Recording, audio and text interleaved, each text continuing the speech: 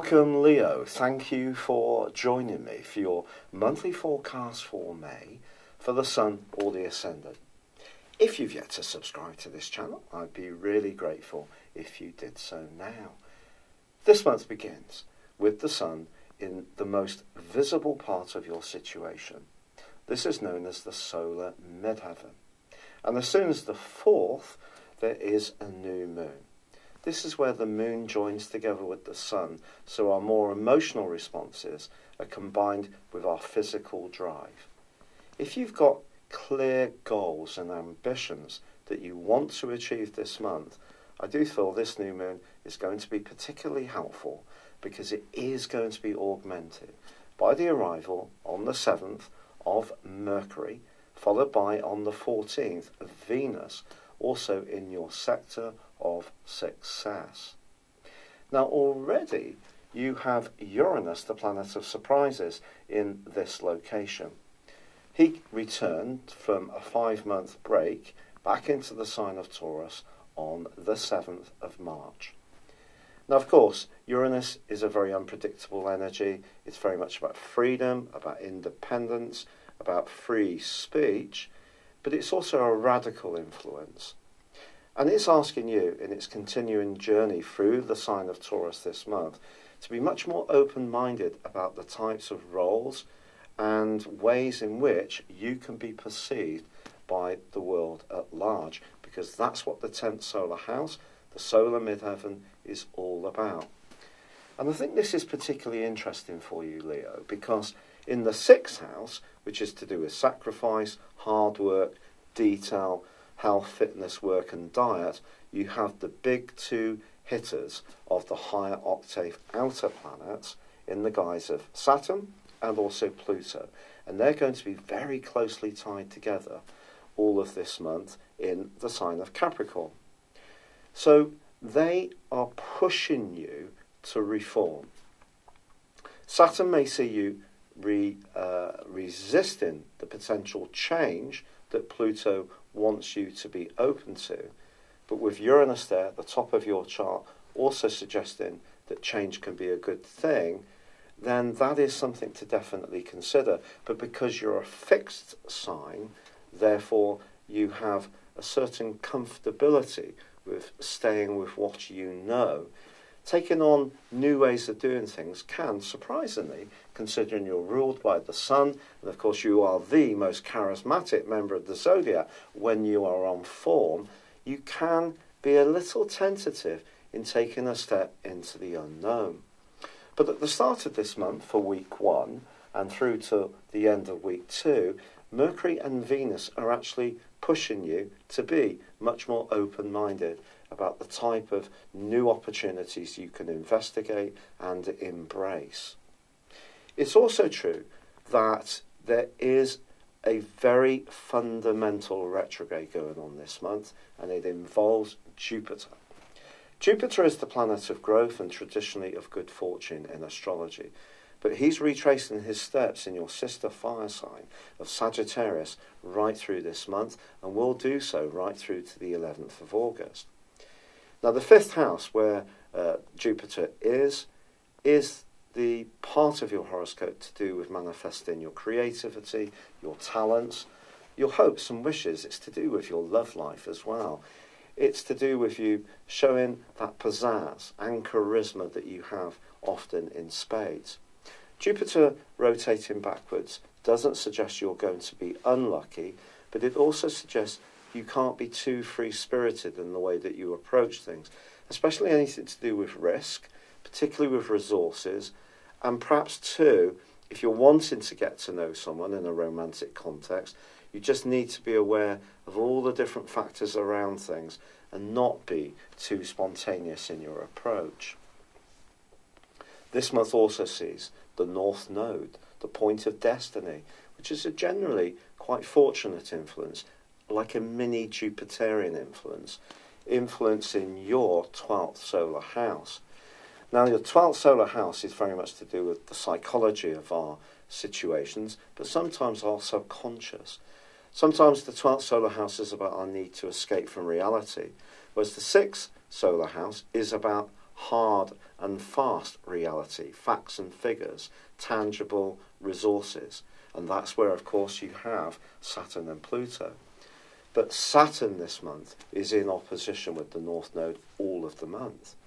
And it's also, therefore, in a conjunction with the South Node.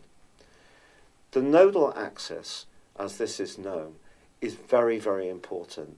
It works in an inverted way, so it reverses backwards anti-clockwise, unlike all the other planets.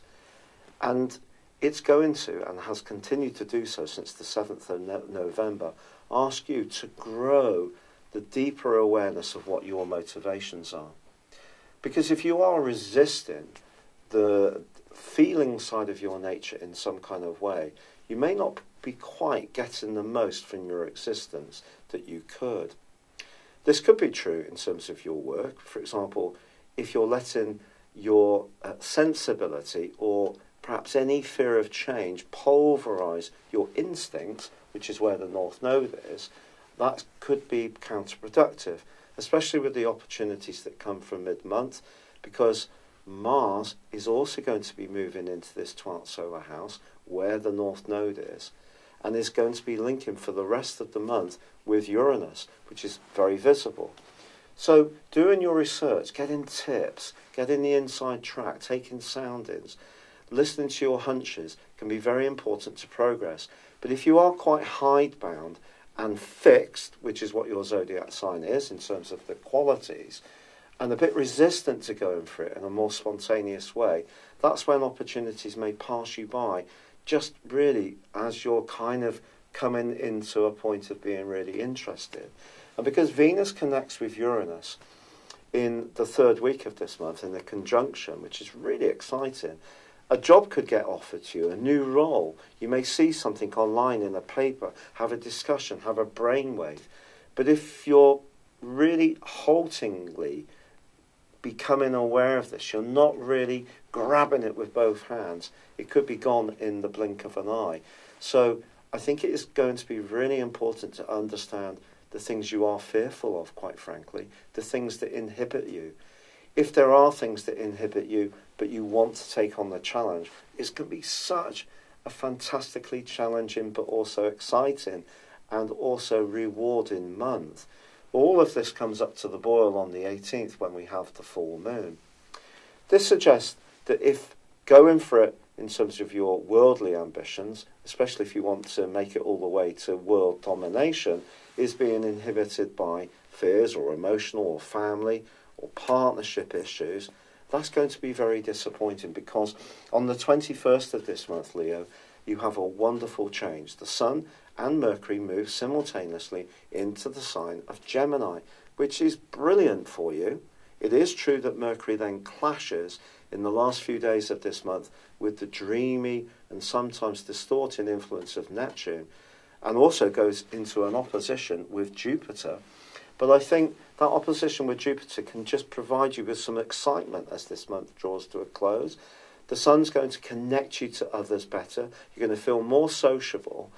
And even though Mars can be a turbulent influence in your 12th house, right through, frankly, till the end of June, when perhaps you are going to need to be a little bit more conscious of any hurts or unresolved angers or scars that you've yet to really get to grips with. But I think generally what you're being given this month is a chance to raise your profile. You're being given a chance to connect with others, a chance to organise your affairs with precision. But it's not going to happen if that inner you is not evolved enough to seize the opportunity, because you're thinking about what might go wrong, about how it might not be quite right for you, rather than just listening to your instinct. Because, Leo, your inner voice, your sixth sense, will not fail you if you trust it. So if you're guided only by material considerations or ambition, or by getting too caught up in doing what you feel is the right thing, opportunities can all go by. But if you're in tune with yourself, you know your limitations, but you know your strengths, but you know on those limitations that it could be so exciting just pushing outside your comfort zone. There are so many rich rewards for you to grasp and pull to your chest. Have you ever had your personal horoscope prepared based on your time, date and place of birth? If not, the information within this will go way beyond your zodiac sign. Based on your character analysis or 12-month personal horoscope forecast, if you choose to have both, I will give you a 30% discount. My forecast uses a modern form of prediction called directions.